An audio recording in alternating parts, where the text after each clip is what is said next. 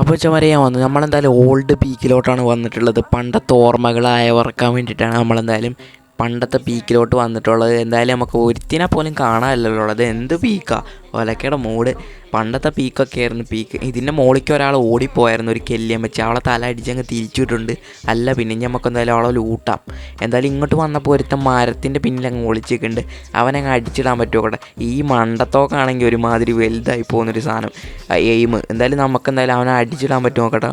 നമുക്കെന്തായാലും ഗ്ലൂ വാൾ കുറേ ഉള്ളതുകൊണ്ട് നമുക്ക് അങ്ങോട്ട് ഓടിച്ചാടി പോവാം. അതുകൊണ്ട് വലിയ കുഴപ്പമൊന്നുമില്ല. നമുക്കെന്തായാലും ഇനിയൊരു ഗ്ലൂ വാളിട്ട് അങ്ങ് റഷ് ചെയ്ത് കയറാം. എന്തായാലും ഇവിടുന്ന് അങ്ങോട്ട് അടിക്കാൻ പറ്റുമോ നോക്കാം. ജസ്റ്റ് ഇതാരെ കെല്ലിയമ്മച്ചി ഉണ്ടല്ലോ, വേറെ കെല്ലിയമ്മച്ചി, അവളെയും കൂടെ അടിക്കാൻ പറ്റുമോ? ഈ ചത്ത്.